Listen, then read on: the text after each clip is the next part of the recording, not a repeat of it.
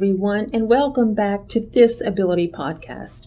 I'm your host and producer, Mary Baudouin, and today's episode is one of a kind because we're highlighting not just one, but two incredible advocates making a real difference in the lives of individuals with disabilities in our Acadiana community.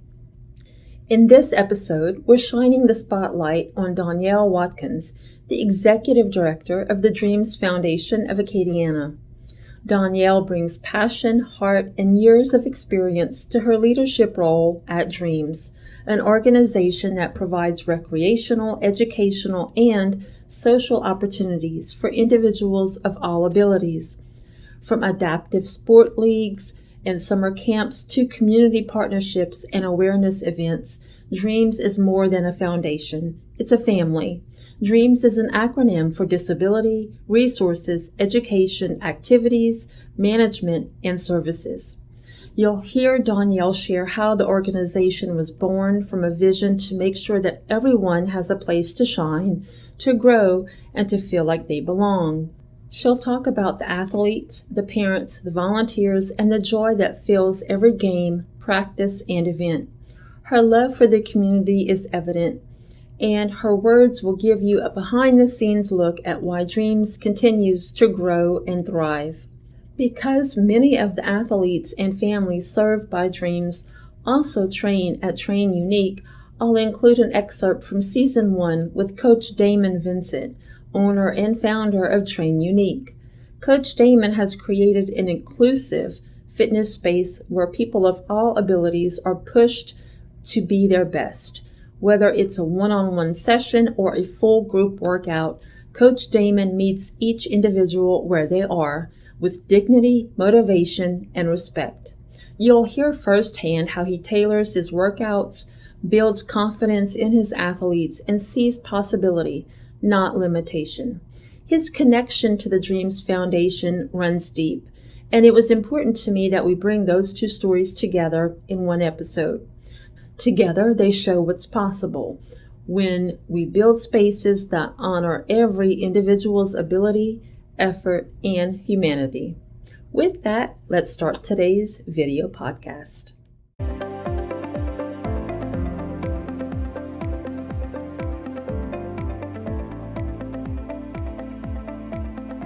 Thank you, everyone, for joining us for this episode of This Ability Podcast. I'm your host, Mary Baudouin, and joining us today is Donielle Watkins, the Executive Director of the DREAMS Foundation of Acadiana. Donielle, thank you for joining us today. Excited to be here. Great. So tell us just a little bit about yourself, where you're from, where do you live, your education. So I am from Lafayette, Louisiana. I was actually born in Burbridge, but shortly after we moved to Lafayette, I went through Catholic school and ended at Como High School, went to UL for 5 years and became a CPA, and we were going to leave and get out of here and go to Dallas, and then God had different plans. Well, I'm glad he did, because I'm glad you're here in Lafayette with us, and you are married. You have a few children, right? Yep, I married Brian. We met in college, and we have 3 kids. One is not the traditional. I adopted her, well, pretty much raised her since she was 5, and the other 2 are Logan and Lucas. So tell us about, I guess this is going to be a combination answer, because I was going to ask you about your conception of the DREAMS Foundation, and I think that Logan plays a big part in that. So tell us about his story. Right. DREAMS was not even in the horizon, a twinkle in our eye, absolutely nothing. It was, we were blessed with a child with special needs, and we accepted a lot of things, and Logan decided that he was tired of accepting, and he wanted to change things, and boy, did he change things. Yeah, I think I remember you telling me the story initially that he wanted to play softball or baseball or something, and he couldn't find a sports area to do that. Yeah, well, we were actually sitting at one of Monique's games, and he said, when am I going to play? And me and Brian stopped us in our tracks. We were like, we're not sure, dude. We'll have to look into that. And so Brian did some research on the internet, which at that time was very rudimentary, but he did find a league up north called the Challenger League. And so we came to the Lafayette Little League and asked them if they could start. The only question they had was, is there enough kids? And I was like, there's at least 50 in town that want to play. Oh, yeah, definitely. Tell our audience, because I know Logan, but tell us what he was diagnosed with. So Logan, when he was born, had spina spina bifida, which is where the back does not close properly. And he uses a wheelchair. He uses a wheelchair. When he was little, we tried to get him to walk with a walker, and he basically said, I'll not do it, and basically decided that that was not something that was in his purview, and we had to accept that him having to think about every step that he took was not something that he wanted to do, and so we had to accept that. Understand. Now, cognitively, what is his ability like? He's got lots of street smarts and not as much book smarts. All right, Logan, my man. That's good. So if we're on the streets, he's the guy to have. Especially if there are women around. Oh, that's really funny. I know that the DREAMS Foundation, you started it what year? 2007. 2007. It's been in existence for a while now. I know you're very proud of how much it's grown. Yeah. And you have programs, like you have the arts program, bowling, softball. You guys do a lot. Tell me about those programs and who do they cater to? So the programs kind of just came about as people wanted to do them. So the first one, obviously softball or baseball. And after the first game, Logan wanted to know when basketball was starting. Little did we know then, he just wanted somewhere that he could be on a stage where people would see him. Mm-hmm. So then we found theater. So he created a theater program also. Although he was in regular CYT, he wanted a stage where he could be with his other friends. Right. And CYT is a Christian Youth Theater? Christian Youth Theater. So now we have a Christian Youth Theater Dreams edition. And if you want to see comedy, see. It did take Lexi, Speedy, and I went to the Wizard of Oz production. I was mentioning that to you the other day. And it was hilarious. Yeah. Especially when they improv. Yeah. It's never the same. Never. It's so awesome to see. And it's definitely a feel-good kind of show, too. It's just, when you see this gathering of people with special needs doing things that actors would do, and they do it with a lot of heart, with a lot of passion, and a lot of sense of humor too. It's great. I love it. Their favorite part, which is crazy, is costume changes. Yeah, they love the more costume changes, the more they get excited. I don't even understand, but we had to make a dressing room for them. I think that's awesome. It just proves that they want to be like everyone else. They don't want to get treated special. They want to be treated like everyone else. And even when it's that they get in trouble, it's almost like they're standing up straight, like, man, they're noticing me, and I need to correct this and make it better. So that means that I realize that they can do better, and so they will do better because we expect it. One program that just wrapped up last week or the week before is Camp Unique. So tell our audience more about Camp Unique. So Camp Unique is a week that me and my husband take off of work, and a lot of the moms and dads come in, and we throw the biggest camp party that you can think of. This past week was Western Week, and we had bad dad jokes, we had horses, we had music, we had water balloons, dunk tank. I mean, everything you can think of that is just fun, to just have a lot of fun and be yourself. We had been having camp, and the kids are getting older, and so some of them were like, well, I don't want to go to camp, I'm too old. I'm like, let me tell you something. There are some camps up north, and if I could afford them, I would be there. Adults don't go to camp because they don't want to. They just go to camp because there's not really any around and it's not affordable. Exactly. But adults would go to camp if they could, I promise. So once they wrap their head around that, and they're like, so adults would do this? Yes. And I said, you have the luxury of having it. And so now 100 plus kids come every year. Right. And every day you have you have a lot of different activities. What are some of the highlights of the activities that y'all have at Camp Unique? So this past one was Western. So we actually had some horses that came that were therapeutic horses, and they got to paint the horses. So I was like, you actually want them to paint on it? She said, watch. And you would see the kids walk up, and they would see the horse, and they were like, I don't know if I want to touch that horse. And she'd say, but what about touching it with paint? And their whole facial expression would be like, wait, what? And so they would kind of forget that there was a horse there, and they dip their hand in it, and they, before you knew it, they were painting the horse all over the place, forgetting that they were touching a horse. It was just one of those crazy things that I would have never thought to do. But this lady she's from New York, and she's just very outgoing, and those kids just loved being around her. And when she left, she said it was the best 4 hours of my year. That's awesome. She's retired, and she came just to do this for us, Yeah. And one of the other things we had was TMM Music, which is a new group that comes in and they interactive with the kids. Okay. So they had this 30-plus-year-old guy breakdancing. I would love to see that. And it was crazy. And the kids are like eyes wide. And then he brought them up and showed them some of the moves. And so about 20 of them got up there. And they were just beaming watching. I bet. And I think breakdancing is making a comeback. Dancing was a thing back then. And then it definitely left. But now I think it's back again. Yep, mullet's back. You never know. That's strange. Some things should be left in the past. I agree. This would be a good time to segue into Coach Damon's episode as he talks about being actively involved with Camp Unique and how he became involved with the DREAMS Foundation of Acadiana. Tell me how you got involved with Train Unique, or how that concept came together for you. Yeah. Back at the UFC gym on Ambassador, the UFC gym and the DREAMS Foundation had somehow got connected, and we went do a Camp Unique for them one year, and we did like martial arts style stuff, right? Right. And they asked if we would continue doing that in a weekly boxing session. Can you tell our audience briefly what Camp Unique is? Oh, yeah. So Camp Unique is the best week of the year. Every summer, the DREAMS Foundation puts on a camp for special needs individuals.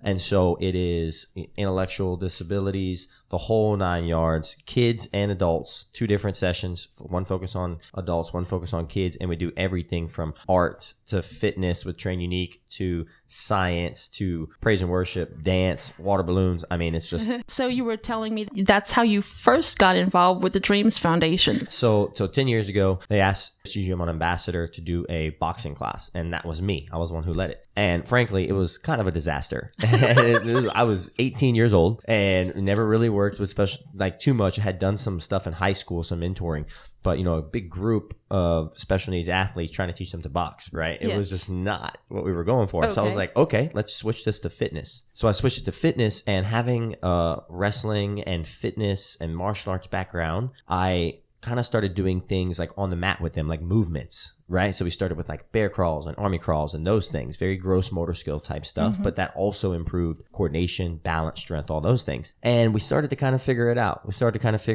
Well, a couple years later, UFC gym shuts down, and I moved to head kicks on Johnson Street. We have one class going, and it got huge. I got up to like 20 people. So we're like, okay, let's add a second class. Okay, it grew. We started to call it Unique Fitness.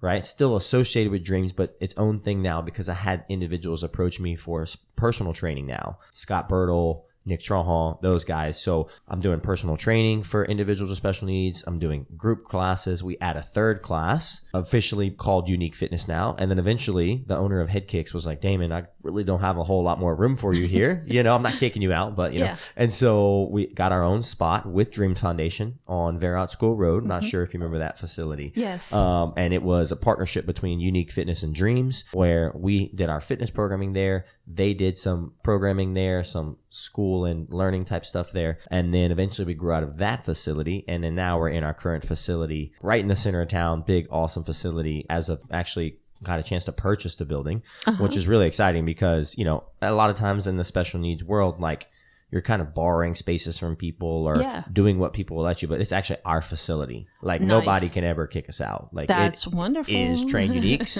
and DREAMS Foundation uses it for cheerleading, art whenever they want, and it's my place. So we get to do what we want to do, which is really create a home for our athletes. Back when you were in school, in college, did you think that you would be taking this route personally? I think that it occurred to me about halfway through college. About halfway through college, I really started to understand the opportunity and the privilege that was in front of me. And so I started to take it a lot more serious. Yeah, about halfway through college, I was like, this is what I'm going to do. And everything from then on, like I started actually like taking less general pop clients and less athletes and focusing on training individuals with special needs. I remember actually I was talking to a friend of mine the other day who connected me with somebody, and he told him in the email, he's like, I remember Damon telling me, let's say I graduated in 17, so that would have been 2016. He's like, I remember Damon telling me 8 years ago that he was was going to one day have a program and program offerings for special needs athletes. Here he is now. And so it's like, I think that I've been lucky to find my calling. Yes. And early in life, and there just ain't nothing else I can do now. That is a wonderful story. I love hearing that and how it probably developed you as well. You have probably learned a lot from the people that you work with. You know, these athletes, yeah, they need to learn, but you probably have learned a lot yourself, haven't you? Yeah, perspective is a wonderful thing, right? And I was actually like kind of talking about that with some people. I was in a conference in Chicago last week, and it's like whenever empathy is something that I was blessed with. My mom's a very empathetic person. Something about it, like I just can't shake that feeling of just wanting to serve this community, right? And I think part of it is because like just watching these athletes go through life, right? And just like, yeah, sometimes they have bad days, right? We all do, but just continuing to show up like every week, every day, day in and day out is incredible. I love that you were committed to it too, because you said at first you did the boxing with them and it was a catastrophe. Yes. But that didn't break you down. That didn't stop you. You found a way to be flexible with it. You found a way to work with it and say, okay, you know what? I'm going to modify this and I'm going to see how we can mold it into something that they can do. I think that's so admirable. So thank you for doing that. Yeah, thank you. I think that's probably one of my favorite things about this population. Like you said, like how much I've learned, like it's not a matter of if, it's like a matter of how. That's the real question. That's probably like going back to your question before, like what have I learned? Like probably that. It's not like if, or it's not when, it's how. It's like that is the big question. Like how we're going to do it and why we're going to do it, of course. But you just got to keep on going and finagling things until you find it. I know you have some different fitness programs within Train Unique. And one of them very specifically that appeals to me because I do have a daughter who is in a wheelchair, but you do wheelchair fitness. Talk to me about some of your athletes that you've had in the past and or now and how that's changed them. Yeah, where do I start?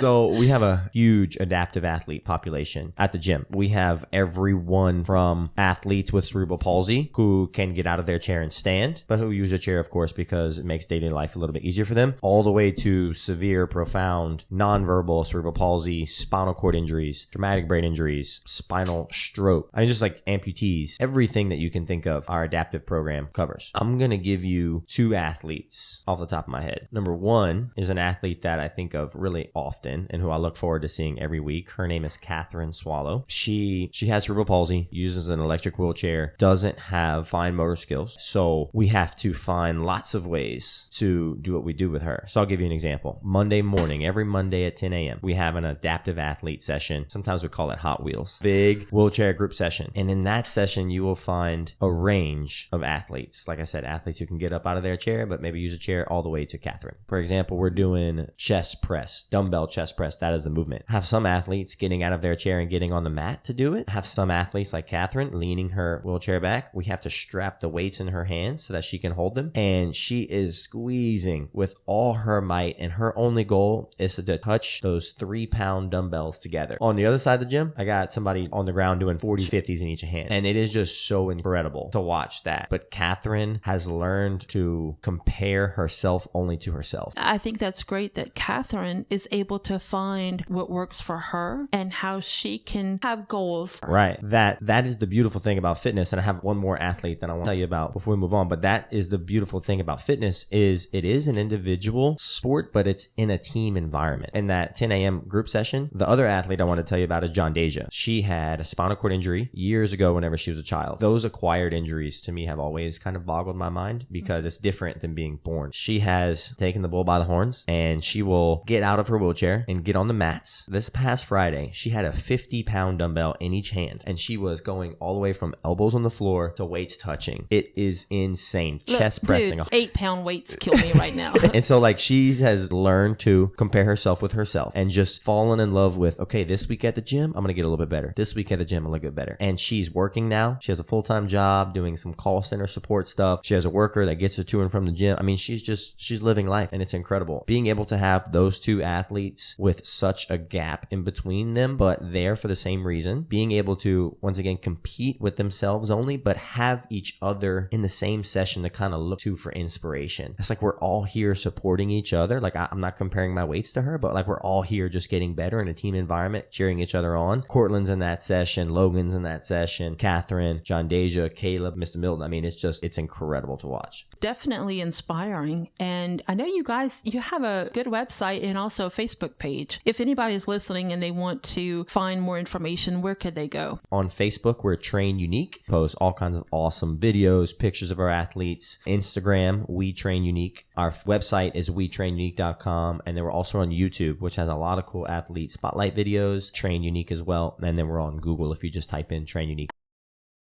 To listen to Coach Damon's entire interview, you can find it on Apple Podcast, Spotify, and other podcast networks. It's Season 1, Episode 7. And now, back to Donielle's episode.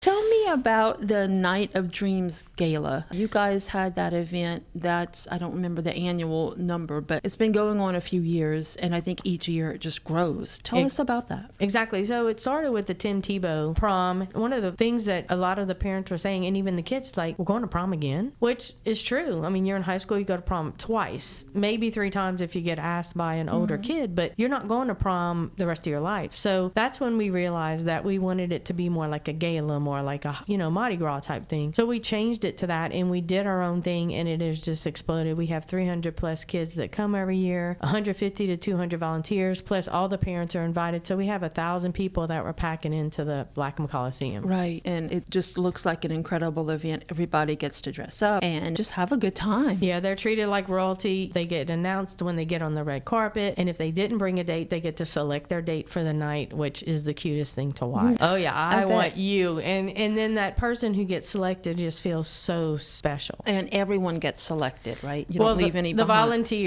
The volunteers, if they don't get selected, they just go dance with us. Yeah, so that it's truly inclusive. Oh, everybody has a blast. No hurt feelings. Yeah. No, I saw a volunteer yesterday, and she's like, I did not leave the dance floor, and he knew every single person there. I get introduced to some people I couldn't even keep track. You're just doing some incredible things in the community, Donielle. Speaking of, and I didn't know how much this was in your initial plans with Dreams, but you've branched off into the Dreams manufacturing and meat pie production, and now you've got a food truck. So tell us all about that. Yeah, if you'd have told me that when I got out of college I would have a manufacturing company and a food truck, I would tell you we're crazy.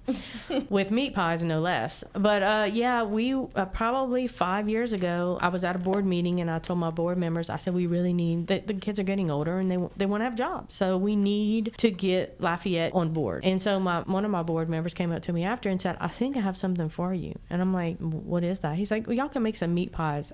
He must have been like, I know my face was like, what are you talking about? We went, he said, let's go look. So we went and watched it was basically a assembly line. And I was like, okay, well, maybe we could do this. Although it was a long process, which I didn't think would ever end of USDA, God got us through it, and it happened. And then 2 years later, after COVID, applied for a grant, said I'm gonna get a food truck if we get it. Got the grant. I was like, oh my goodness, I have to buy a food truck. From the date I found out I got the grant, we opened 2 months later. Everything was done. It was awe-inspiring and crazy how fast donation coming in right at the right moment when I needed to do the wrap. Food truck standing in my lap with a friend of mine who wanted to sell hers. I mean, it was just everything fell into place. Divine intervention. It was crazy. It's hit the roads, and I mean, there are slow times, but for the most part, it's doing really well. Yeah, and you guys have a lot of variety. Tell me about the different types of meat pies you sell. Right, so we have 12 different types. We have a beef and pork, which are in most local stores, New News, Earl's, and all the other local stores. Okay. But then when we opened the food truck, we were going to do just late lunches. And so our logo is, you dream it, we stuff it.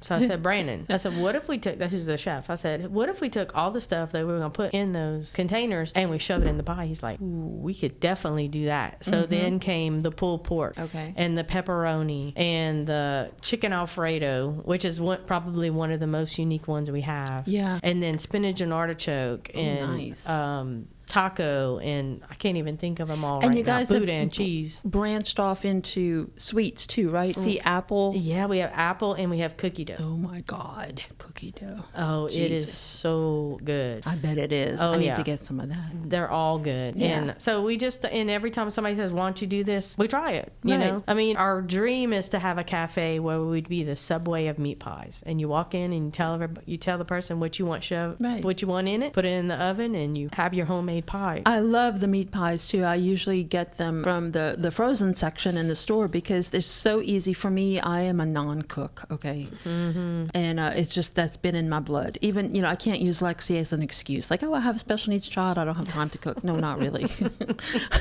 I don't like to cook. So for me, just throwing these things in the oven and then just a few minutes later they're ready and they're so tasty and good. Yeah, love the meat pies. You mentioned about Dreams and the different ways that you guys raise money, but how are you primarily funded? Is it through grants or just private donations, sponsorships, things like that? It's mostly private donations in our fundraisers, but mostly private donations. We have a lot of people that really believe in what we're doing, and we can't do it without them, to be real honest. If someone is listening and they live in the Acadiana area or another state and they just want to come down and help you with an event, how does someone go about volunteering to help with the DREAMS Foundation of Acadiana? We love volunteers. Volunteers can go to our website, www.dreamsfoundationaca.org, and underneath volunteers, there's a form you fill out, and then you'll get a response saying thank you for joining. And then as things come up, you'll get emails. The gala, you always get an email, and then you always get an email for camp. But then there's also other times that we need volunteers. Right, just throughout the year for different events, definitely. Throughout the interview, and I've known you for many years, I know that faith is very important to you, and you've mentioned it throughout the interview. How important is faith to you and your family? It's extremely important because when I'm going down a path, my hardest thing to figure out when we're thinking about dreams is, when do I push for something, or when is it not God's will yet, and we need to push back and let Him open the path. The factory was a big one.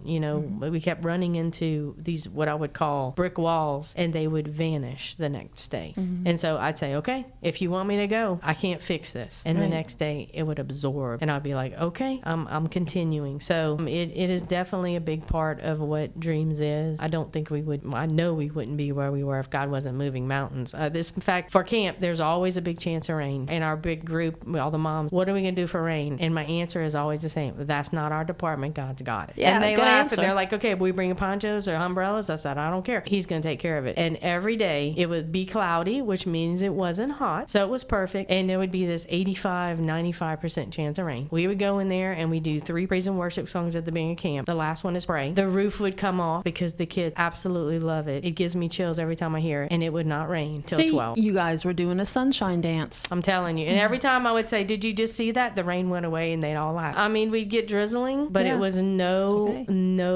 thunderstorms like called for, especially the day that the horses came. Horses can't be there with that. No rain, not a drop. Wonderful. And it's been raining, y'all, like every day here. So that's been crazy. But that was definitely some intervention there. Oh, that's absolutely. out of your control. No doubt. What is in the future for the DREAMS Foundation? The DREAMS Foundation right now is really pushing toward job training. We have so many individuals that are graduating high school, 18, because you can go all the way to 22 if you like, but at 22, it's like a lead balloon dropping. There is not much opportunities out there right now. 90% of it to me is that there's no education to the businesses in town, that our kids are probably a more positive asset than any employee that you can hire. And speaking to other parents that have older special needs children, they're loyal to their employer. They're also eager to get to work every day. They look forward to putting on that uniform and going to work. You'll never find a more loyal employee, I think. And besides that, they'll do the jobs that nobody else wants to do for a fraction of the cost. So that's a big thing that we're working on, and we'd like to start to open up a place for job training, doing some outsourcing. And when we do the outsourcing, them learning how to wash dishes, do the laundry, and even copies or shredding, and then sending it back out to the employers, and then possibly them getting hired by maybe other employers or anywhere in town that will give them a chance. Yeah, absolutely. And for those of you listening, if you're not familiar with the DREAMS Foundation, aside from the website that she mentioned, they have a good following on Facebook, so you'll want to to check out their page because you guys usually post at least once a day, several times a week of the activities that you have going on. There's always something going on with the DREAMS Foundation. So be sure to look them up on Facebook because it's just an incredible organization to be involved with. Donielle, are there any other topics that you want to talk about that we did not discover? The only thing that we do want to do in the future, which is a good ways off, but we're hoping that it will start with our job training center, to have a community where the kids can live once the parents aren't around anymore. The Unity Village community, the dream has been there for a while. It's a big undertaking, and we don't want to do it until it's God's plan, until He's ready for it. So, and the parents are more than ready for it. I probably get asked at least once to twice every 6 months when it's going to happen. And I used to get really nervous and agitated when people ask, because a lot of the people who are asking aren't helping. So the answer is now, it's God's plan. You can see a lot of people run fast when you say that.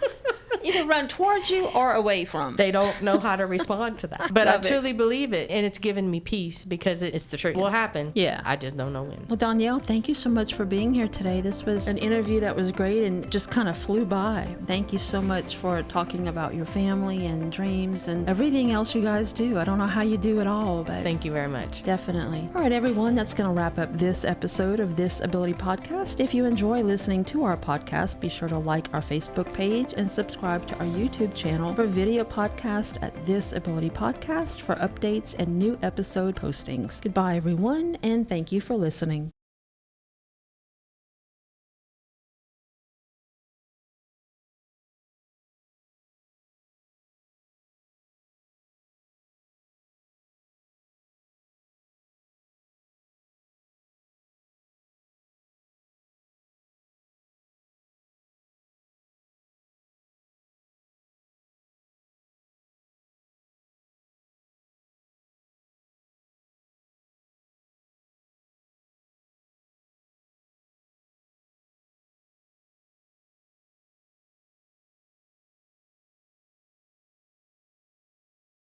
Thank you so much for joining us today for this special episode of This Ability Podcast, where we took a deeper look into the work of the DREAMS Foundation of Acadiana through the voice of its executive director, Donielle Watkins, and paired it with an inspiring clip from Coach Damon of Train Unique, who trains many of the DREAMS athletes and has become a powerful motivator in our community. Together, Donielle and Damon reminded us of how vital inclusion, recreation, mentorship, and a sense of purpose are for individuals of all abilities.